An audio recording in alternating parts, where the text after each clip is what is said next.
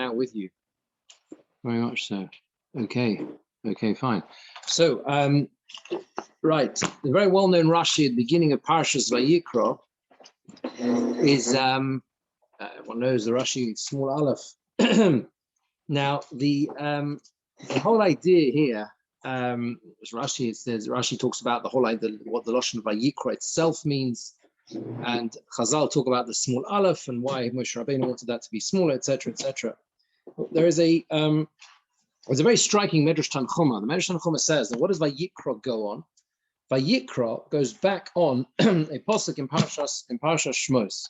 Where is the calling? The calling to Moshe Rabbeinu, Vayikra Moshe, doesn't just come out of thin air. There's a continuum here from what happens previously.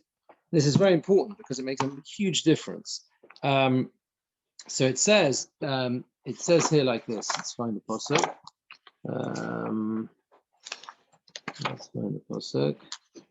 The end of Pekudei says, Perek Mem Pasuk Lamed Hey in Pekudei, V'lo yochel Moshe lovoi Eloi hol moed. Moshe could not come into the Oel Moed, because the cloud rested upon it. The Kvoid Hashem oleis HaMishkan, and the Kvoid Hashem fills the Mishkan. The Siva Shalom says like this, that Moshe Rabbeinu is outside. He's outside, Omid Bachutz, and he's afraid. He's afraid to come inside. Why is he afraid to come inside? Why is it Lo Yochel Moshe Lovoi? Why is it here that Moshe Rabbeinu cannot come inside? And the answer is because he is standing after the whole episode of the Egel Hazov. He phrases it as he's Shavur Bekirboy. He's broken within him, broken.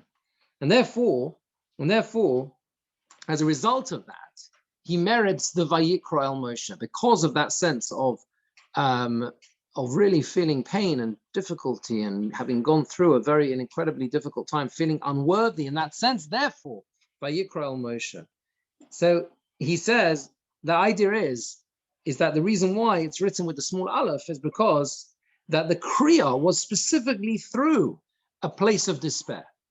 Right? It's a very, it came from a place, the entire Sefer Vayikra begins from a very negative place. Although you have the building of the Mishkan, and there's obviously the famous debate as to whether that took place before or after the Egel Hazov. There's no question that when you get to the Vayikra, you're definitely after the Egel Hazov, and therefore there's something which is this tragedy has transpired. But there are two other places he points out where you find the same thing when Moshe Rabbeinu, Kodesh Baruch Hu calls to Moshe Rabbeinu. And those two other places, one is in Parshas Yisro. It says, Moshe Olo Elokim, Vayikra Elov Hashem in Har. So Hashem calls to him from the mountain. Okay? And the Zohar says, he brings the Zohar who says that someone who's Bole Tzahir Messiah, someone who comes to purify himself, they assist him in Hashemayim. It says, Moshe Olo El Hashem, Moshe goes up to Hashem, Vayikra Elov Hashem, as Hashem calls to him, right? Vayikra Elov Hashem. Okay? Someone who wants to come close, Hashem assists him. Okay? So what you have here, he says, is you have two different levels. You have the lofty level of Vayikra, when Moshe Rabbeinu goes up to Hashem and then Hashem calls to him. That's what happens at Har Sinai. Okay? But there's the opposite, which is what happens at the beginning of Sefer Vayikra. V'lo yochel Moshe Rabbeinu. He can't come in. He's feeling broken inside because of what has happened with the Egel Hazov. And then again, you have a Vayikra from the opposite perspective. Not from the perspective of going up the mountain in incredible moments of spiritual connection, right? Har Sinai, the opposite extreme. Terrible despair and brokenness. How can we go on? Such a spiritual deficit. And Vayikra Moshe, again, he calls to Moshe again as well. So there's a third occasion. There's a third time you find the word Vayikra. So that's the two opposite extremes. And there's a third one in the middle. What is the third time you find the word Vayikra? Hashem calls to Moshe Rabbeinu at the beginning, Parshas Shmos. Vayar Hashem kisah liros. Hashem see that he turns to look at the bush. Kisah liros. Vayikra Elov Hashem Elokim. So it says Elokim Hashem calls to him. So the Sforno says there, what happened? He is sar liros lehispoine. He listens. He looks. He thinks. He reflects. And then Vayikra Elov Hashem. And because he does that, therefore Hashem calls to him. So this is a third level. It's in between, in a sense. He says like this: even if a person is not at one of the two extremes of Vayikra, right? The sense of tremendous closeness to Hashem, heightened spirituality, that type of meriting Vayikra, right? Because you're going up Har Sinai to receive the Luchot. And you're not at the opposite extreme, which is where Hashem calls to him because he's in a difficult, despairing place, which is the Vayikra of our parsha. There's a third possibility, and that is a person, he puts it like this, who is misponein v'choshev madua le'yivarasneh, who thinks, is reflecting, the reflective person. Why? What's the reason? Why is this happening? Why is the snare? Why is the bush not burning? Moshe is standing there, and he's astonished, and he's wondering, and as a result, because of the thought process that he undergoes, therefore, in a positive sense, therefore Hashem calls to him. And the Nesiv Shalom wants to, what the Nesiv Shalom wants to do with this is to say as follows. He says, in whatever position and perspective and place you are in life, there's always a Vayikra Elof Hashem. There's always a possibility. There's always Hashem is always calling to you. It can come from from these three different places. It can come from a place of feeling very close and connected to Hashem, as on Har Sinai. It can come from a place where a person is outside, feeling brokenhearted, and Hashem calls, as happens here in Parshas Vayikra. And it can also be a place where Hashem calls to a person because he feels a sense of questioning, of wondering why, how is it that I can come close to Hashem? I want to have the ability to understand. That's what Moshe Rabbeinu does. He senses something going on there with the snare, and therefore he turns to see. And the point he tries to bring out of this is like this. He says like this: wherever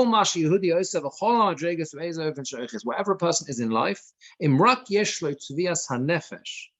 all that's required of a person is to have a claim on himself. And he's not content with where he is. The problems arise, when a person says, I'm fine, I'm all right, Jack, I'm okay where I am, I'm not worried about it, Then he's in a negative place. He brings a quote from the Rebbe of Kobrin. He says in Yiddish, "Hagorua b'yoser." That's not Yiddish. The worst thing possible, he says, who kasher Yehudi, when a Jew says to himself, is bayem recht v'her is. Recht v'her is. I'm happy. It's right where I am. I'm happy. I'm content where I am in life. In terms of my ruchnius, where I'm going, I'm happy. Yeah. To be content with that is no good. But if a person is in any of these three places, he has the ability to connect to Hashem. Now, he goes on to say as follows. He says the whole Seder of when it goes to the resting of the Shekhinah on the Mishkan, we understand and learn a common theme. And that is, it's not just at the beginning where it says Vayikra, Hashem calls to Moshe Rabbeinu because he's in a place of despair, and therefore Hashem calls to him. And that's the introduction to the whole, all of the korbanos. I mean, it fits beautifully. You have to understand this, right? The korbanos is about coming close to Hashem. It's about understanding that we can uplift ourselves, we can raise ourselves. It's such an important introduction, understanding the place that they're in at that time. You understand that they're, when the korbanos are introduced, is at a place of despair. You are there after the Egel Azov, and this is a theme which continues. It doesn't end here. Because right at the end, Parshas Shmini, after all the korbanos have been described in great detail, what happens? It says that Aaron sees all of the korbanos are being offered up, and everything's happened, and still the Shekhinah hasn't come down, right? And the Chazal say he was mitzvah, he's despairing, he's saying, I know that Hashem is angry with me. It's not possible. How am I going to be the one to be able to it doesn't seem like anything's going to be accepted from me. And Moshe Rabbeinu goes in and he davens and he asks for mercy, and the Shekhinah comes down as a result. And they come out and they bless the people. And the point is that what is it about the fact? Why is it that that Aaron is answered? Moshe Rabbeinu davens and his tefillahs are answered. Why is that? And the answer is specifically because it was a case of liboy nishbar, because he was in a place of feeling as if it, almost like brokenhearted, therefore his tefillahs were answered. That's the situation they were in at the beginning of Parshas Vayikra, and that's the situation they're in when they want to inaugurate the Mishkan and on that Yom Hashmini. So this is the first idea I wanted to share with you. The idea of that setbacks, a time of crisis and difficulty and shivron leiv, can actually be one that catapults a person into a place of where Hashem calls to him, saying you can rise up in that sense. There's another idea which links to this, which Rav Shach highlights, and again, this is really a broader perspective on the whole notion of korbanos. We know that that when we look at korbanos, we struggle often to understand so much about them. But he does something which I think very clever, I think, which is he contrasts the what must have been an incredible experience for someone bringing a korban with the way the Nevi'im describe how easy it is to go wrong with bringing a korban. He says you have to understand that when a person brings a korban to the Beis Hamikdash, eventually he would be misvada, perform vidui on the korban, and generally speaking, a person would bring korbanos if they're a neder and a dova, free will korbanos. They bring them when at the time of the regalim. So it's a time when they're going up the shalosh regalim. It's a time of incredible connection. Everyone is there for that spiritual experience in that sense. There's the mitzvah of Re'iyah. They're going there to learn, to fear Hashem. They're witnessing the miracles in the Beis Midrash. She describes this at length. They're witnessing. It's in the perfect place for connection. What can possibly go wrong? They see all the miracles transpiring. That's the person. That's the setup where most people were normally doing what's described in this parsha. That's that you have to understand. It's not, we read and learn about it. If a maze korban, it wants to bring this is a korban. This is one. Most people are bringing these korbanos in the time of the Beis Hamikdash at a time when it's the perfect potential and possibility to connect. If there's no time that you're feeling, it's like Rosh Hashanah and Kippur. It's like Yom Kippur. The person's feeling a connection. There's a beautiful tshuva of Rav Moshe that I might have shared in the past, where Rav Moshe just talks about the dilemma about giving an aliyah to someone who's not non-Shomer Shabbos, not observant, whatever. I think he's talking about aliyah, I think it's about aliyah, maybe other aspects. He talks, and the shaila was specifically asked to him about on the Yom Noraim, and he says there are two different ways of looking at the shaila. On the one hand, it's the Yom Noraim. We've got to be really careful until we call up on the Yom Noraim. Kiv Rosh Hashanah. How can we know? You're gonna. So you're really careful. You call up. He says on the other hand, 1 second. He says. Well, he doesn't say 1 second, but he understands. They're coming to shul on Rosh Hashanah Kippur. What better? They've done tshuva. What are they there for? Unless they've done tshuva, they must have done tshuva. They must be feeling a connection. So the other way of looking at it, it's the best time in the year to make an argument in favor on this dilemma, to err on the side of judging them favorably. Who hasn't been motivated in some way towards a feeling of tshuva by being there in shul on the Yom Noraim, right? And he actually concludes the tshuva by being more erring more on that side than the other side. It's a fascinating idea.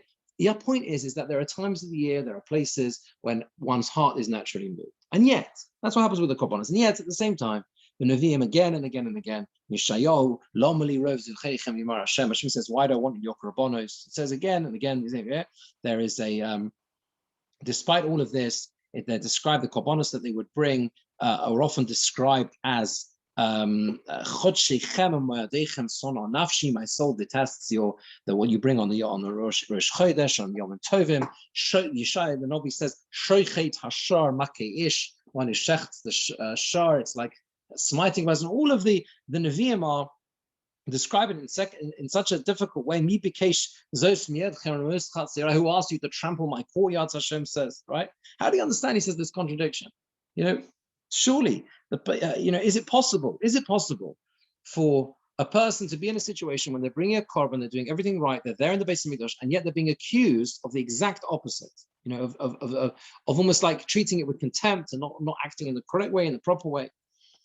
And he says like this, that the point we have to understand is that he brings the Chovos Halavavos. The Chovos Halavavos brings a moshel in Shar Yichud HaMaisa of a chosid who says to chayolim, of soldiers that are returning from battle, and he said to them like this: they're returning from battle. He says, "Shavtem in milchama haktano." You're returning from the small battle, right?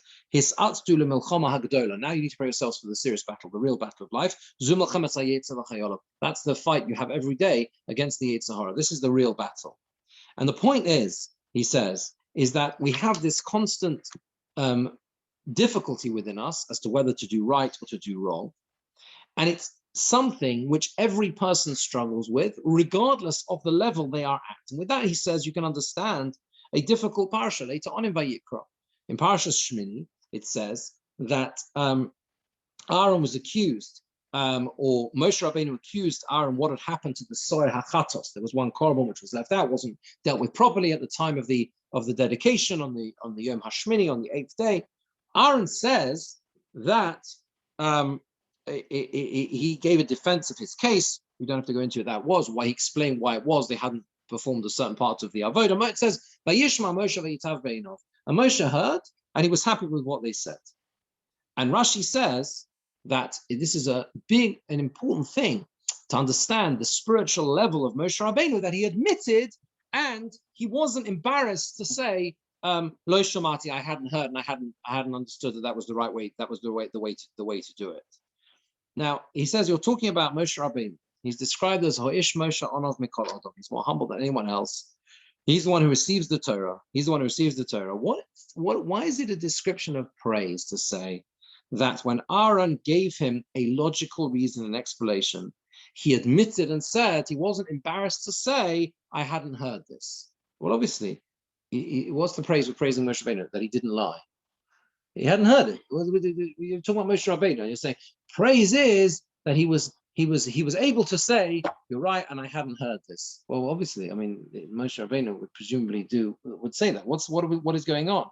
So he says like this, that it doesn't matter the level a person is at, the Yetzer Hara will always look for a small thing to sort of slip in and say, okay, it's fine. You're doing very well. You're leading the whole of Klal Yisrael, but it's a bit embarrassing, really, to say that you didn't hear that you didn't hear about this particular halacha or whatever, and that's where he might be able to catch you out.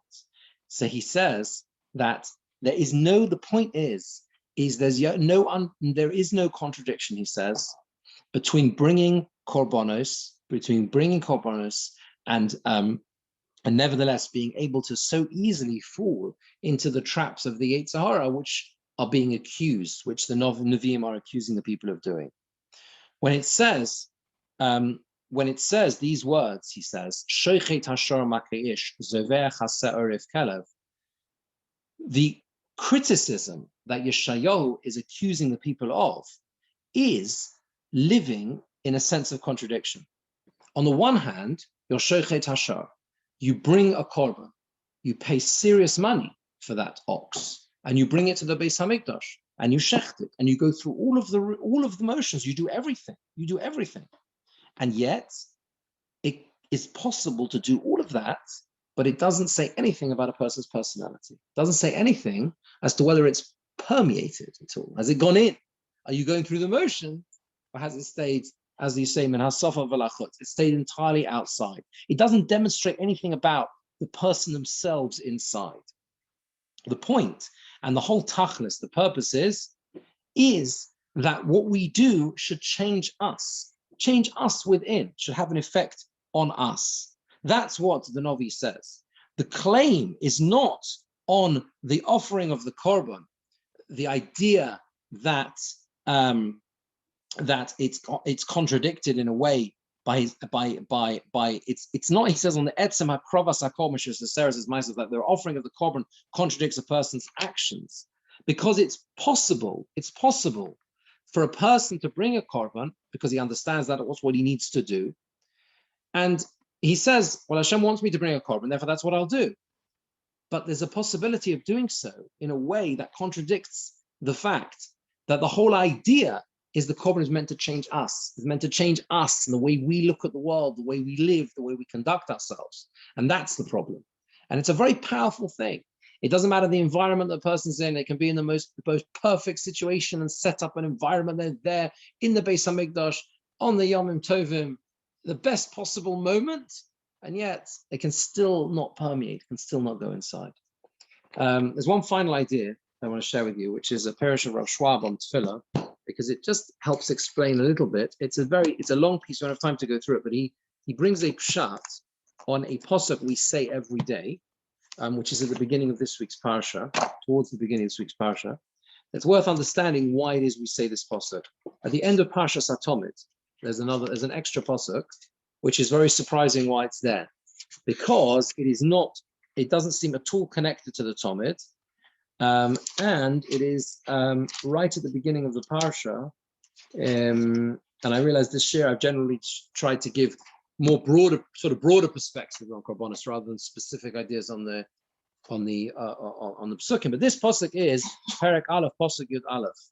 It's talked about bringing the tzon korbanim lekavosim eloizim va'olu zachartum emekivenu. Pasuk Yud Aleph v'shochat oisoi, and you shall shecht it al yerach hamizbeach tzafona, on the northern side of the mizbeach, right, of the mizbeach, al yerach hamizbeach tzafona, and the north, right, lifnei Hashem v'zarku b'nei Aaron hakohanim, and they shall sprinkle the blood that's domei al mizbeach soviv. On the mizbeach. Now, the strange thing is, again, we say this after Parshas, say the Parshas Tomit, then we say that pasuk. This pasuk doesn't seem to be found. It doesn't seem to be found at all. It's much earlier than the Parshas Tomit that appears itself in the Torah. Okay, and the source for it comes from the Beis Yosef. The Beis Yosef says in our Chaim Simon 1 something very cryptic. He says that Tov Loima Ema Korbanos pasuk there. It is good to say with the Korbanos this pasuk, and the reason is because of a medrash. The medrash says in Vayikra, Omar HaKadosh Baruch Hu, Hashem says, Me'edani olai shamayim v'oretz. I testify, or I, if you like, I call to testimony the heaven, shamayim v'oretz, heaven and earth, bein goy, bein Yisrael, whether Jew or non-Jew, bein ish, bein isha, whether man or woman, bein eved, bein amo, whether a servant or a maidservant, doesn't matter who you are. When you read this pasuk, Sofona on the north side of Fnei Hashem, Ani zocher akedas Yitzchok ben Avraham. I remember the Akedah. Very cryptic medrash. Doesn't matter who you are, Jew, non-Jew. You read this pasuk, and Hashem says, "I remember the Akedah." What is going on in this way? And Rav Schwab says the basic concept, the basic idea, is the notion of Kabbalas Yisurim, which means acceptance of suffering, which is a very, very difficult idea, very difficult concept. A person going through tsar in life. They're all people which never know that everyone goes through times in life which are difficult, sorrows, suffering. It's very incredibly difficult. But there is an idea that's expressed in Chazal that it is possible for a person almost to become his or her own mizbeach through that sorrows in some way. Whether we understand it as a kapara in some way, it's difficult to understand, but there is this idea that the brokenheartedness of the person, he brings the Shir HaYichud, which many say on Kol Nidre, others say at other times, and it says Mizbeach Evne b'shivroin libi. I will build a mizbeach through my broken heart. It's the broken heart itself, almost as we started the share, right? The brokenheartedness after the Egel Hazav, which leads to the Vayikra El Moshe, the calling to Moshe, coming from that place of despair. So this phrase, Mizbeach Evna, I will build a Mizbeach through my brokenheartedness. And he goes through and describes this in some detail, what the significance of the tzofon of the north is. He says you have to picture a person standing with one's head facing the east, east to west towards the Heichel, facing the place where the Shekhinah is, which is Lifnei Hashem. On one's right-hand side is the place of the Shechita of the Korbanos, and that is the Tzofona Lifnei Hashem. That is the area which is called in the north Lifnei Hashem, before Hashem. And he says that we are all daven that we should be saved from Yisurim, but if Chas v'Shalom it does apply, it does happen, it does befall the person, then the notion itself of acceptance, he uses the phrase shtikusa miboy rachmi, to be silent and to daven, itself is if you like, it is something which HaKadosh Baruch Hu wants us to do, wants us to have that sense of acceptance, and of course to daven as well, to daven for what it is we need.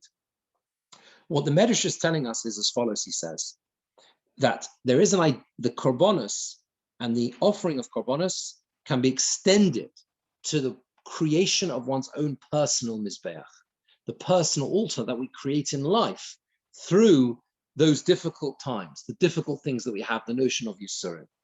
And HaKadosh Baruch Hu says whether, and he calls Shemayim va'aretz, very powerful words, as his witnesses, that anyone in the world who becomes a mizbeach kapara through being able to accept those Yisurim, that suffering, if you like, that they might have to undergo, they themselves invoke the zchus of the Akedas Yitzchak, who of course himself was offered on the mizbeach. So there's more to it than that, but it gives a small window into the connection between the Akedah, the mizbeach of the Akedah, the Yitzchak, of the fact that we have the notion of the korbanos themselves being offered up on the mizbeach, and yet the message that we carry from the korbanos into our daily lives every day, which is to aspire to the level of the righteousness of Avraham, Yitzchak, and Yaakov, particularly Yitzchak, of being able to go through life with the sense of there are times when a person goes through life and feels like they are a mizbeach in that way, and it's that acceptance alone which brings a person the zechus of the Akedah and stands a person in good stead. And we should of course never know tzaros, but that is the symbolism and that is the power of this pasuk which we say every day. Okay, have a good day. Thank you. Or evening, or good Shabbos, or whatever. Thank you. Good Shabbos. Thank you. Good Shabbos.